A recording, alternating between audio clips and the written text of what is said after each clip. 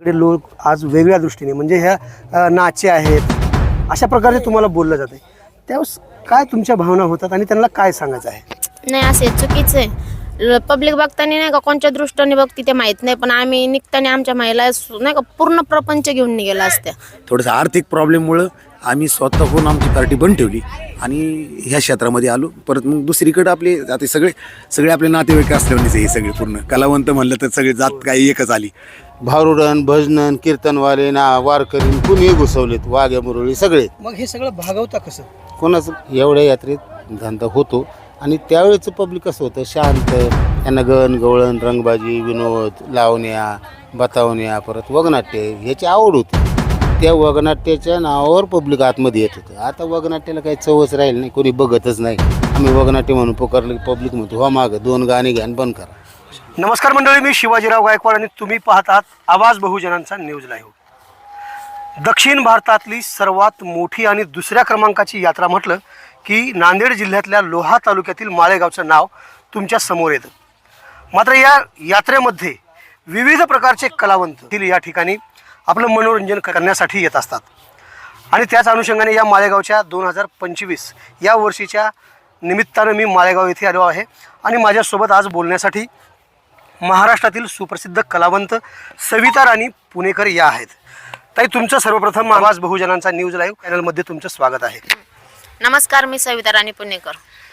मला सांगा, हा तुम्ही जो व्यवसाय सुरुवात केलेला आहे, किती वर्षापासून या व्यवसायामध्ये आहात तुम्ही? किती वर्ष झाली? तरी 15 वर्ष. बरं. नेमकी ही प्रेरणा तुम्हाला कुणाकडून मिळाली की या व्यवसायामध्ये आपण गेलं पाहिजे? सरकारकडून. बरं. आता तुमच्यासोबत किती लोकांचा स्टाफ आहे? आता 70 लोकांचा. हा. त्यामध्ये किती महिला आणि पुरुष काय तुम्हाला सांगता येईल? महिला आमच्या 25 असत्या किंवा कधी कधी 17-18 पण येत्या, कधी कधी 25-30 पण असत्या. जशा नाही का बोलवतं का जशा येत्या तशा येत्या असं आहे. आता काही प्रश्न पडलेले आहेत, मला पडलेले आहेत आणि तुमच्या दर्शक मंडळींना सुद्धा पडलेले आहेत की महिला नृत्य काम करतात, परंतु त्यांच्याकडे लोक आज वेगळ्या दृष्टीने म्हणजे ह्या नाचे आहेत अशा प्रकारे तुम्हाला बोललं जाते, त्यावेळेस काय तुमच्या भावना होतात आणि त्यांना काय सांगायचं आहे? नाही असे चुकीचं आहे. पब्लिक बघताना नाही का कोणत्या दृष्टीने बघती ते माहीत नाही, पण आम्ही निघताना आमच्या महिला नाही का पूर्ण प्रपंच घेऊन निघाला असत्या कार्यक्रमासाठी. आम्हाला कळत पण नाही का आम्ही उद्या त्या गावाला जाऊ म्हणून. आमचं जीवनच प्रवासात राहतं पूर्ण. आता सध्या तुम्ही फॅमिलीमधले किती जण आहात या ठिकाणी? आम्ही फॅमिली मधले दोघंच आहे. बरं. दोघं नवरा बायको. पती पत्नी हे नातेवाईक आहेत का? कोण आहेत आता हे सोबत असणारे? नाही, हे कोणच नाही. हे मॅनेजर यांच्यासोबत बोलत. बरं. मी त्यांच्याकडे सुद्धा जाणार आहे. आता समजा ह्या तुमच्यासोबत महिला किंवा मुली नृत्यांगना जे असतात, जे नृत्य काम करतात, त्यांचं मानधन वगैरे कशा प्रकारे तुम्ही पेड करता? ते कुठून तुम्हाला मिळतात? कशा प्रकारे तुमचा करार केलेला असतो? आणि हे माळेगावची यात्रा आज संपली, मग नंतर तुमचं पुढचं कसं नियोजन असतं? या सगळ्या गोष्टीवरती मला खूप असा प्रकाश टाकायचा आहे, जे तुमच्या दर्शक मंडळीपर्यंत पोहोचेल आणि त्यांनासुद्धा हे जे काहीतरी नको असे प्रश्न पडलेले असतात त्यांच्या त्या प्रश्नांचं समाधान होईल असं तुमच्याकडून मला अपेक्षा आहे. काय नाही, आम्ही 4 महिने कार्यक्रम संपले का 7 महिने आमची पार्टी असते. 7 महिन्याची. इथून पुढे आम्ही मग नाही का 4 महिने घरीच असतो पावसाळ्यात. मग आले तर येतात छोटे मोठे कार्यक्रम, नाही तर मग घरीच बसून असतो. आता सविता राणी पुणेकर म्हटल्यानंतर तुमचं नाव बऱ्याच महाराष्ट्रामध्ये बऱ्याच कलावंतापैकी ऐकलं जातं. महाराष्ट्र शासनाचे कुठले पुरस्कार वगैरे तुम्हाला आजपर्यंत प्राप्त झालेले आहेत? जोपर्यंत मला नाही सांगता येणार यांना. बरं. मी आता थेट जीवन गौरव पुरस्कार भेटलेला आहे. बरं. बेल्ल्यामध्ये 2018 मध्ये. म्हणजे बेल्ल्यामध्ये पण जत्रा असते का? हो, महोत्सव असतो दत्ता माडिक पुणेकरांचा, त्याच्यात भेटलेला. सर, मला बऱ्याच पैकी तुमच्या अगोदर माहिती सांगतात म्हणून मी त्यांच्याकडे जाण्याचा प्रयत्न करणार आहे. किती वर्षापासून या कलावंत क्षेत्रामध्ये आहात? आता मला जवळजवळ 24 वर्ष झालेले आहेत. बरं. या क्षेत्रामध्ये आहे. म्हणजे आपली स्वतःची पण पार्टी होती. दत्ता माडिक पुणेकर आहेत ना, दत्ता माडिक पुणेकर, त्यांचा मी नातू आहे. सोमनाथ काटे माझं नाव आहे. या क्षेत्रामध्ये 24 वर्ष झालेले आहेत. एकाच ठिकाणी सविता राणी पुणेकर यांच्याकडेच आहेत का वेगवेगळे असं चेंज? जवळजवळ मी आपली स्वतःची पार्टी आमची 18 18 ते 19 वर्ष आम्ही आमची स्वतःची पार्टी चालवली होती. पण लॉकडाऊनच्या काळामध्ये 2-2.5 वर्ष पार्टी बंद असल्यामुळं तर आर्थिक प्रॉब्लेममुळं आणि नंतर जे शासनाचं जे काही बाकीचं असेल ना ते भेटत नसल्यामुळे ना थोडंसं आर्थिक प्रॉब्लेममुळं आम्ही स्वतःहून आमची पार्टी बंद ठेवली आणि ह्या क्षेत्रामध्ये आलो. परत मग दुसरीकडे आपले आता सगळे आपले नातेवाईक असल्यानेच हे सगळे पूर्ण कलावंत म्हणलं तर सगळे जात काही एकच आली आणि मग त्याच्यामुळं आम्ही बाकीच्या कार्यक्रमामध्ये आम्ही काम करतो. आत्ता मी यांच्यात कामासाठीच आहे. मी गायक आहे, कॉमेडी आलसमेट येते, वगनाट्य येते, बाकी सगळ्या कामामध्ये आणि हे म्हणजे आपले मित्र असल्यानेच सगळे आहे. त्याच्यामुळं हे पहिल्यापासून क्षेत्र करतो. मी तसं पिक्चर लाईनमध्ये पण 2-4 कार्यक्रमामध्ये काम केलेलं आहे असं म्हणजे आहे. विस्तारानं बोलण्यासाठी माझ्यासोबत सविता राणी पुणेकर या कलावंत स्टाफचे मॅनेजर आहेत. आणि तुमचा अगोदर मला परिचय सांगा. मी अशोक काटे भूमकर. बरं, तुम्ही भूमून आहेत. मग किती वर्षापासून तुमचा हा व्यवसाय आहे? मी 1975 पासून या व्यवसायामध्ये असून आत्ता माझं 51 वर्ष चालू आहे. मी लेखक आहे, कवी आहे, कलावंत आहे, मॅनेजर आहे, सगळ्या भूमिका पार पाडलेल्या आहेत आत्तापर्यंत बऱ्याचशा पार्ट्यांमधून. सुरुवातीला मी चंद्रकांत ढवळपुरीकर, दत्ता माडिक पुणेकर या मोठ्या 1 नंबरची पार्टी होती त्या काळात. घोडेमाळेगावसुद्धा 1 नंबरलाच असायची. त्या पार्टीत मी सुरुवात केली माझ्या कार्यक्रमाला आणि त्यानंतर मग माडिकांकडे राहिलं. तिथंच माझं लग्न झालं. मी दत्ता माडिक पुणेकरांचा जावई आहे, ज्येष्ठ कलावंत दत्ता माडिक पुणेकर.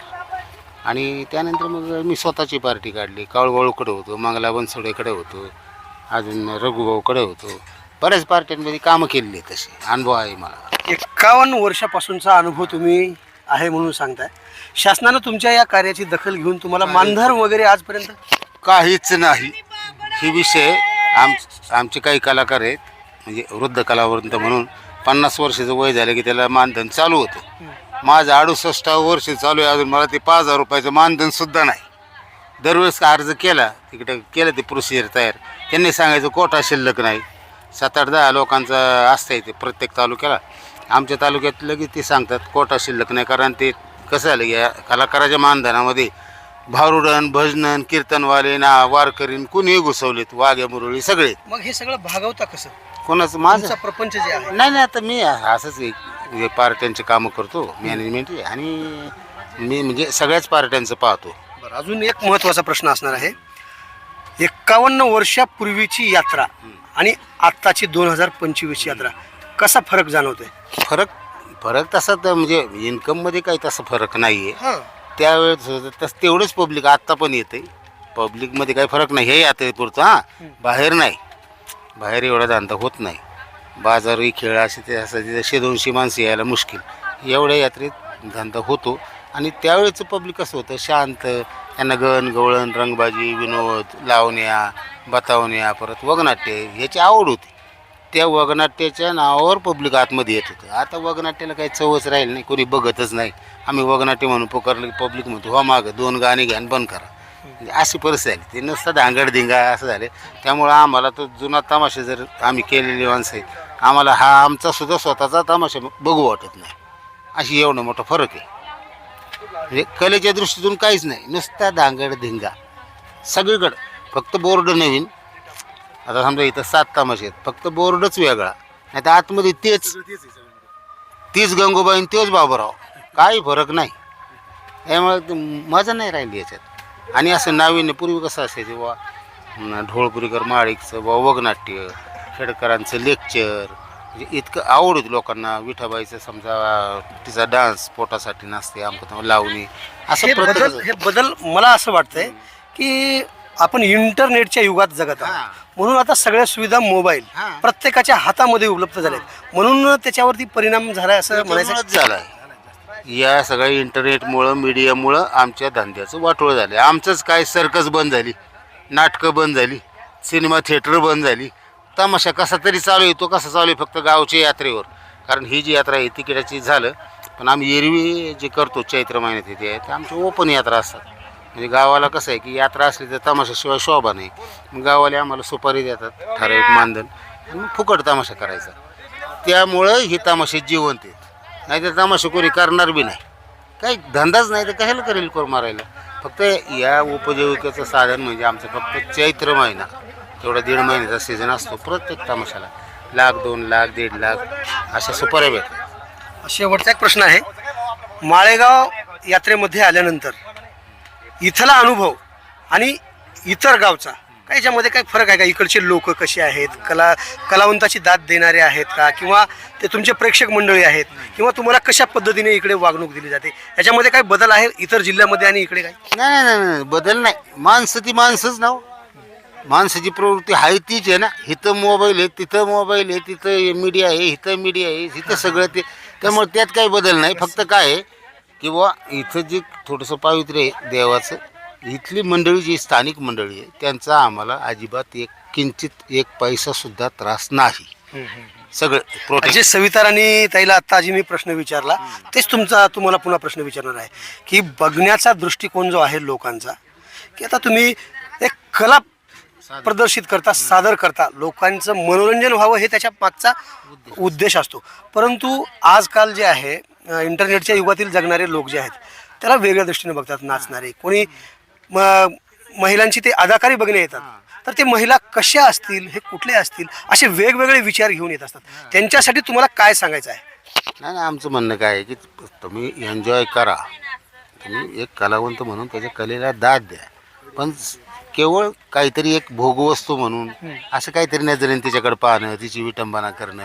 आपण बी एका स्त्रीच्याच पोटी जन्म घेतलाय ना. आपल्या घरी आई बहीण आहे ना, याची जाणीव ठेवा. ही पोटासाठी विचार करतात. हे काही कोणी धंदेवाले नाहीत, हे बिचारे पोटासाठी तर आलेले आहेत.